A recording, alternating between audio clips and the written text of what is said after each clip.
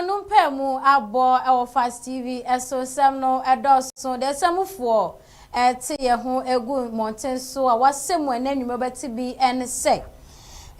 Ghana fo kabom ko bia ewo man mu den sem akomienu bia beto mountain so mo kire se wose e ma akonya se de bia mampani Mahama ye betumi amana kotetem no ne prince aso no betumi akobie sa enso anaguafo den sem abeto mountain so mo kire se ne strike o makọ anu nti omoso monye adwuma ebie mu no omo de subo ni nyina bobo so afọ wo hwe nwomasua so wo man mu won sen foforo mu so mrahye bedani de mo manfo won wo bantama de nsama beto monten so wo kire se Ghana betu mpom na Ghana ye fe Ghana ye nika padia na je se MPP amanyoko ne pe ana betimi masa da ye so nyina abem ora napo eso de nsama akwa beto monten so na ne nsem nyina ne se Ghana fo ye mu ade ba na amanyosem ho a na je se ade buo no wo fom panti enya se ye to ayampia wo ye abefo ne so ema eto amanyofo binum we ne nsem bi ne nanwuma yi obete wo kasebo ne mu apomodem mu nsem wo mu ejadie anafei enjidie mu ensem ne nanwuma magebre amede eba besomwo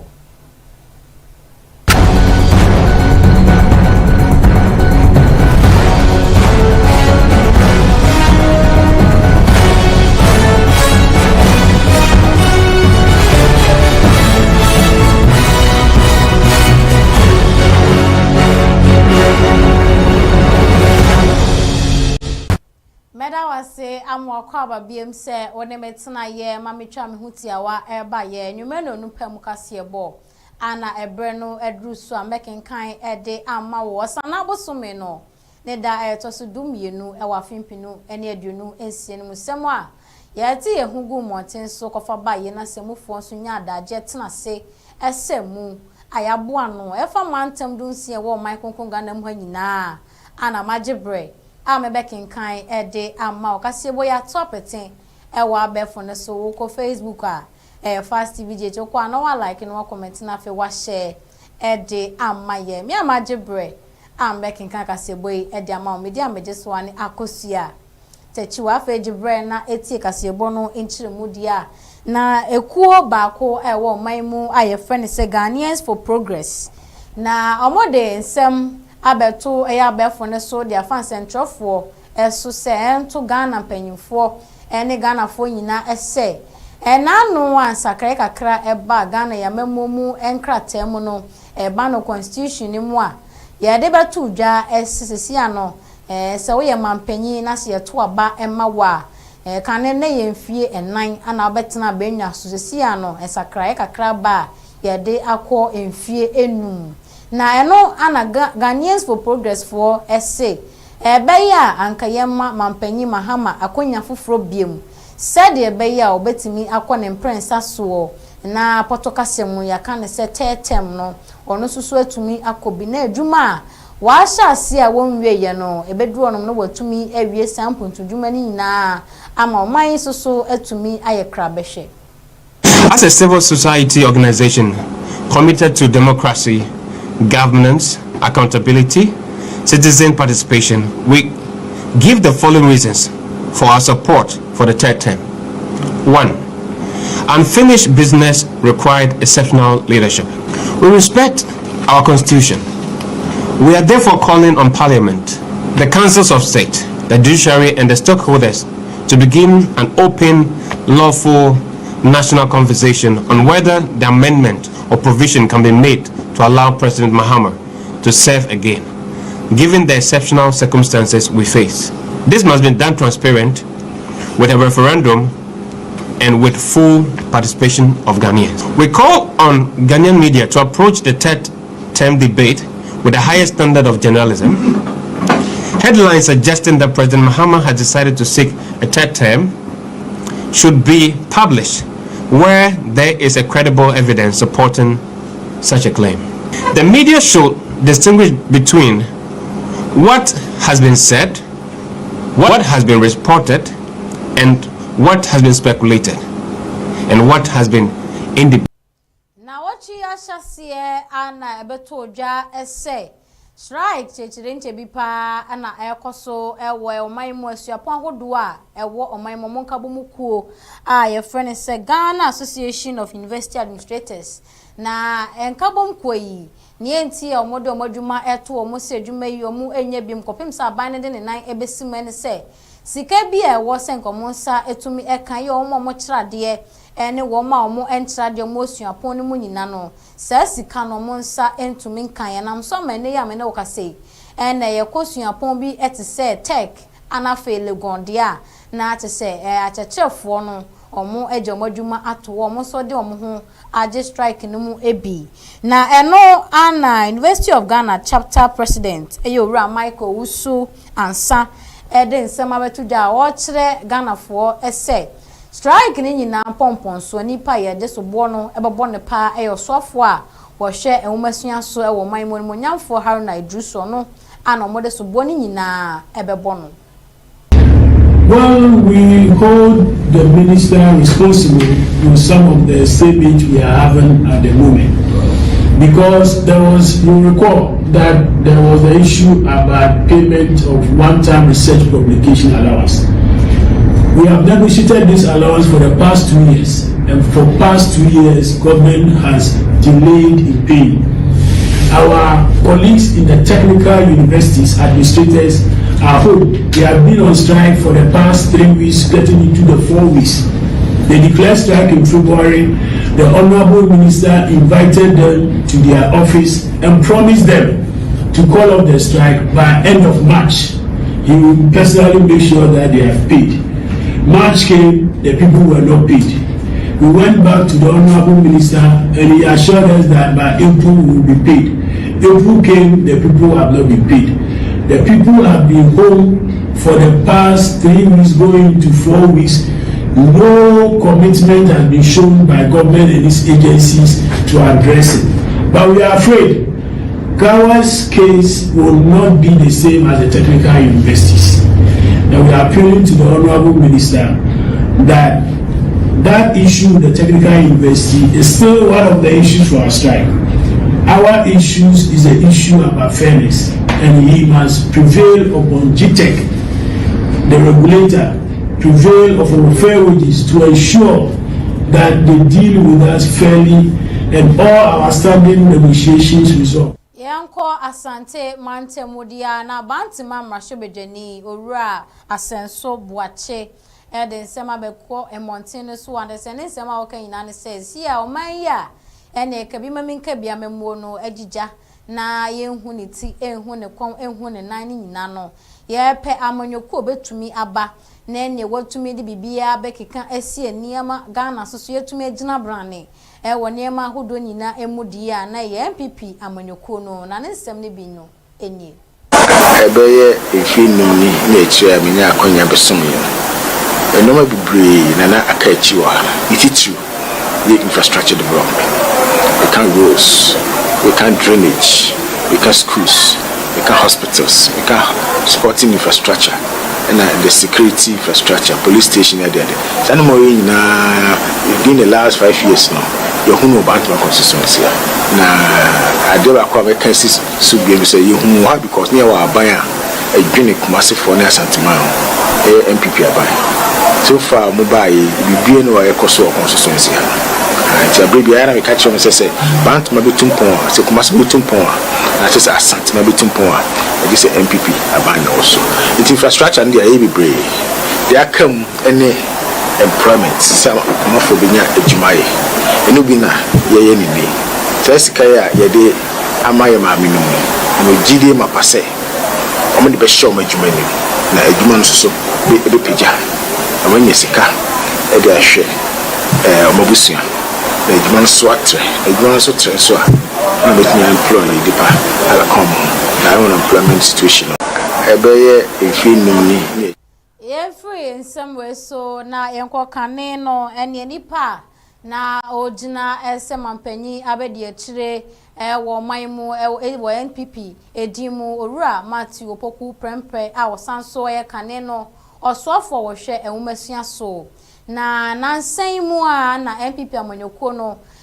tisi montin so ye o ye kire bi wo man mu a na one day so money so say kabi ma menka bia memo no sesi ano ne ho e kire ne pa enti na ne omo kọ na ene omo so omo de ensem kakra omo kru kire no omo de akwakoto mampanyi anim na ensem no eba sa na to say ebi wo no ma omo de gu social media yi so abefo no so ne wo hwe senia na MPP fo bodom pem ekopie mu ewo enkran poponi mantemu dia na to say omo bo adwuma pa na wode kogu abefo ne so no ne Ghana haje se one post bibi wo mo be kire o madwen ewo comment section wono matembi die ene ayampia eno ana Dr. Matthew Poku Prempe na po kan sama watch se Ghana fo binu mo embu ade kra omo toto amanyosem na se ente be ya se amanyofo ye bibi sei na se woni adwenkyire bia ewo ho a ebe ye se obeka wano atum ana se ubeye din enkodidi atem ewo amanyoni bi ne comment section ase sei ana chimunity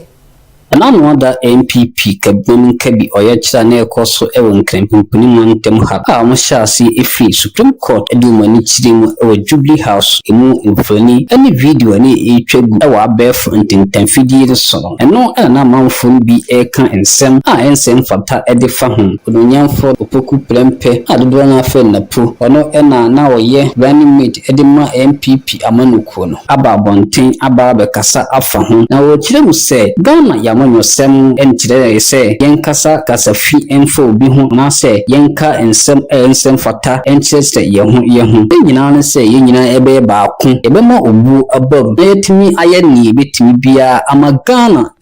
Yenfu Dr. Matthew Poku Prempe ensem no so na enko ensem foforo so dia na ene ya mene wo ekase yetisi emonten so a Okada Riders Association and the National Union of Tricycle Operators for RTS Mountain so awo enso so ayo madwen sente kra mo be ye oye kire e wo manmu na mo nsem mo kan nyina ne se e ba no obuo ayede ma wo mo twi moto ana Okada e wo manmu mo twi prage abobo ya sa obuo no e wo fom kra ene posini ehu a na se wafa nipa na helmet mpo nhye na de wo be sia popowo aye wa yakayaka de na te se entwa ni enti omo so akruchire nsem a omo ede kọ ama mpanyimfo se mpanyimfo nhwe na emre mu no omo ntimi fa mre bi mre betumi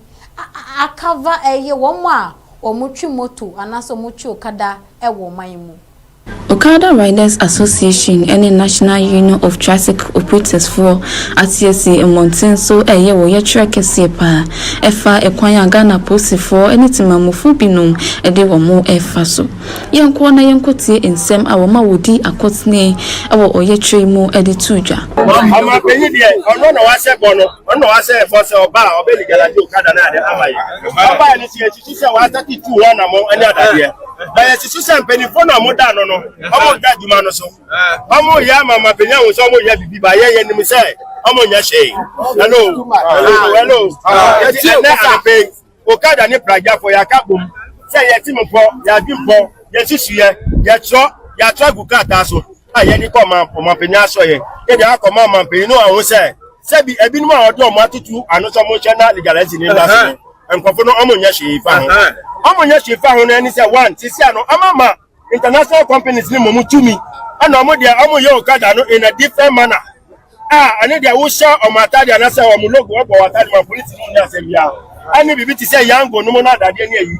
Okada na no mo ye ba se so mo ye international tini ye nim se bia omo ati bibi omo nsam Okasa yepe ena Hamza Hafiz awoye national chairman ema National Union of Tricycle Operators enso editu jase wo besre wo mampeni se wo beye bibi afa ho edi ama wo. Both ORAC and NUTOC have our membership runnings into thousands of people, and these are Ghanaian youths who rely on this trade for their daily bread. What are the main issues?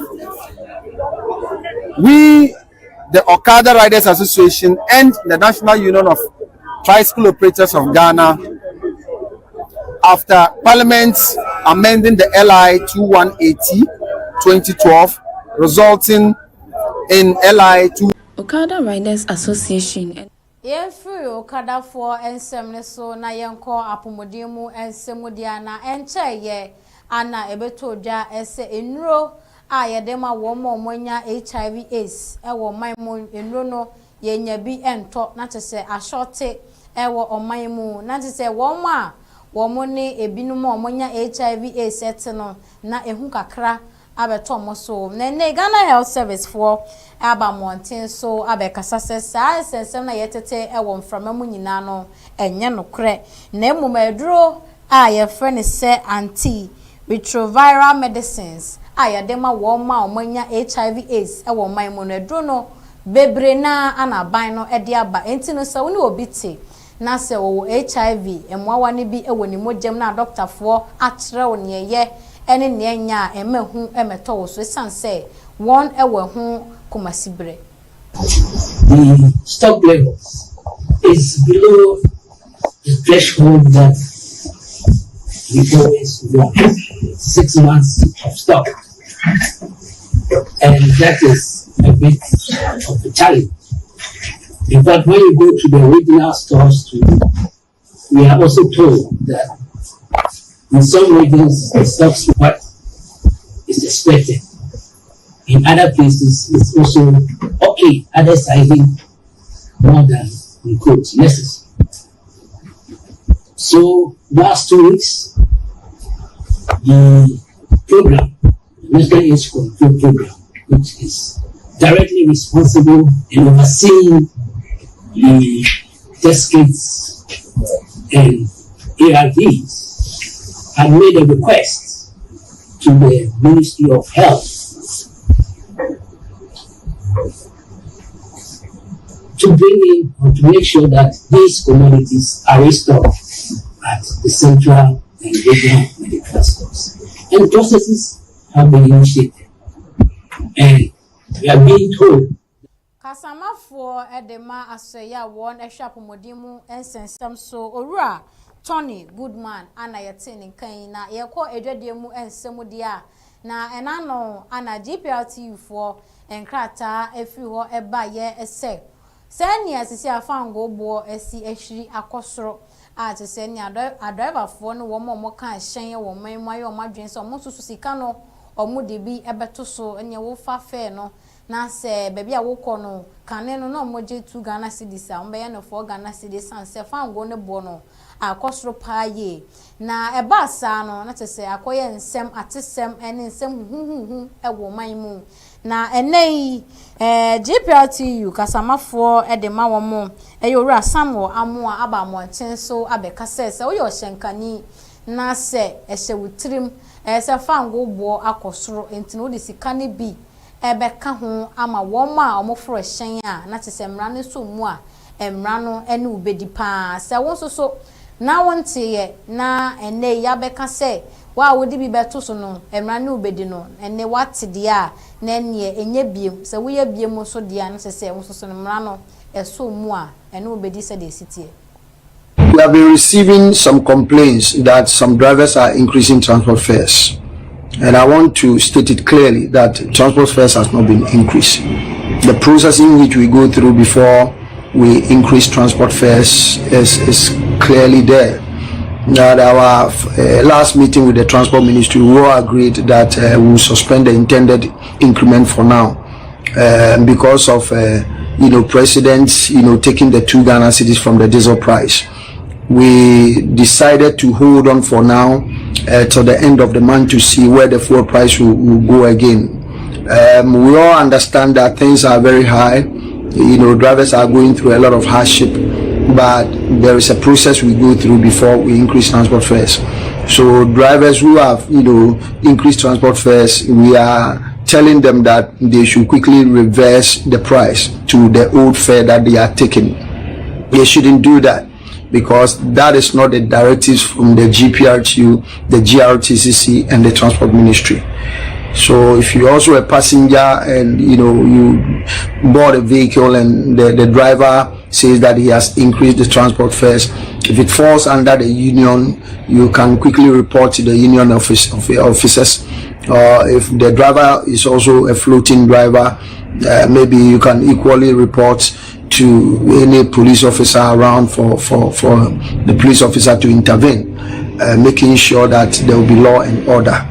So we are pleading with the drivers that we have been serving the nation for all this while, and there is one process that we go through before we increase transport fares, and that has not been done. So nobody.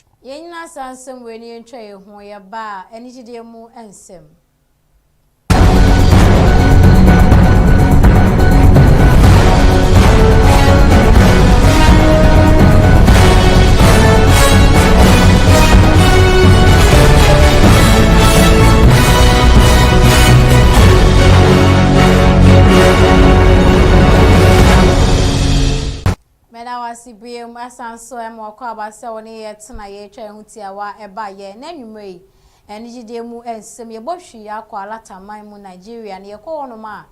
sini twani ba kwa ne wagedin pa ebe se mfinhia be se aduonu nie ana wotwa sini ewo Nigeria na alataman mu na ne din ankasa eye patience ozoko na din a wode wo sini twam a obi anim no eye mamaji na ye ni mama G se eba no sini twemu a ro ba ko a wata prepa ye nipa ne tirimu oden anase ye be ma no obi o ye baifo obi na ni eden na ensem we eba no enkofo bebre na ebe ye omo anika so mehu die nti amame ye ma no sa rose na ni gi ho no ye ene wa be kirem sei ana okan ye.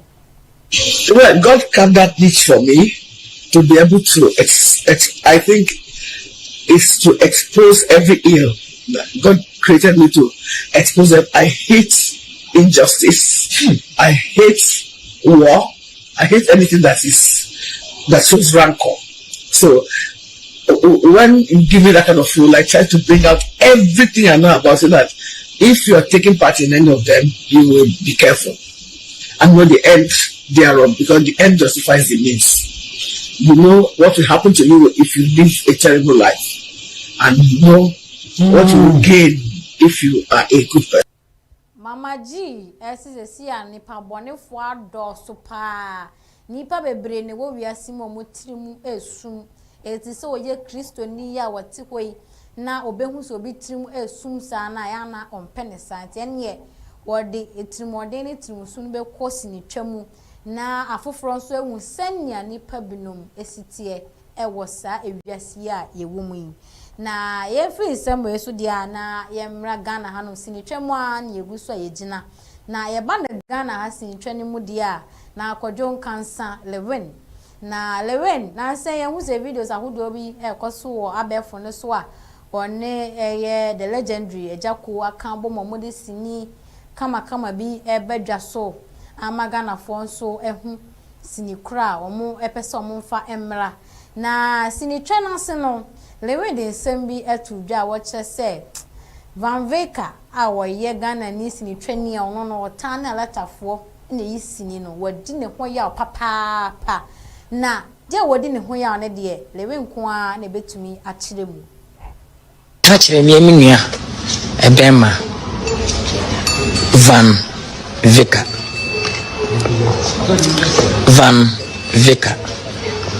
mini ebema Van Veka mini Van yecha ekante ko Ghana wonna nka ebe pray yini ebema Rams Noah edwuma no nanka Rams nka ho madata ne kasa wie BBS yen costume bibia ebe kabe nka me edustable for this adwuma sen time the man this to do no obeko screening benya 10 days na 10 days no so mutu this obeko school ema mentimi anyentum entini na anya adwuma ena ma mkofa Rams Noah ebe ye adwuma the producer actor ebeshime eyeme ya beka ho asem also sign radio station so man sign ibian konkoda e brother si di nkomo so e mi panyini me na Ghanaian movie Bruni here ni the most powerful movie I said page me no kasi oh Ghanaian movie that you especially kuma obi say page Kojo Kansa Lewin sene da me kama asem no information day ankasa na sem ewo ho sem hihye Lewin bo Lewin say even Ghana movie industry no kra no van we kan sem fata se ombedidi nanim ewo mu efise wanfo buo amfa ma wo mu se wato ne nsa afre ne so mra ne set so no omu ntwasini na wo ye ne ne wochina na ekoba asa no anye Lewin de ansi ni trim ti no so wadi ne ho yawo aya de kasebo no ebesi na ntempa no ye hwe de di mu akotini bidia na Ghanaians for Progress for Eden Sema Beto Montin so mo che say ne nsakraye aba 1992 constitution ni mu no sesisia no we ya mampanya betimi atena so finhia no enum no ebeya Ghana for ema ho kwan na President Mahama ensan so entena so biem na se na konya a weto so miensa won sen fufuro mu nsuso no suapon mu mpanyimfu ahodo a omo ewo suapon mo nka bo mu kuo mo kyerade no mo nkyerade na se ya no mode eba so mo ko strike adeye musika bi emu awowa atotom ati sesika na ban pese wode be ma wo no no mode ho so boni na boss afọ wo hwe mo masua so ewo man mu NPP amanyoko no emu no eba no mashebedani ba ko no so obo no homode ye pa mashebedani o bantima abatom pesua so na wosese Ghana betumpon na Ghana ye fe aye ni kan ya kono de a NPP amanyoko pe ana kita saa safo ane so mo bebie saa impuntuo epono no yera napo edensem abeto monten so a woche se eba no atemdide ni ayempia yeto ewa abefo ne so a edoso pa kankan ni amanyofo a won edi akoniaba ewa abefo ne so wode bibi beto wa na wokokyere wa adwen na akoya atemdide eba sa entwa ye enkyere obuo eti Ghana fo bi no ma wona yesa no enhwe na momomode ano mo ntwe mo ho emfri sa ne mai eho aha ane de kase ni na besi apomode hu nsem wo medwadie na ne gidie mu nsem eka ho bi na mede ebesomo na me ko ede bia megina se ebobo bi heba mesha ne so ma pakan mu ana me ne modi nkitanwodie se eba no malaria typhoid and loss of appetite there we dra ne bobo bi heba mesha production team no yekwam share ho Rebecca wo sanso na carriage do eboa ye ba no inside down so dia na Mary Grace ewa hanom sanso anofosu hinemu nyina aboa ye ma production no ekọ wano me ameje bre na me kase boye besom me dia ameje so ane akosia techiwa me ma mo hwe enitie adehye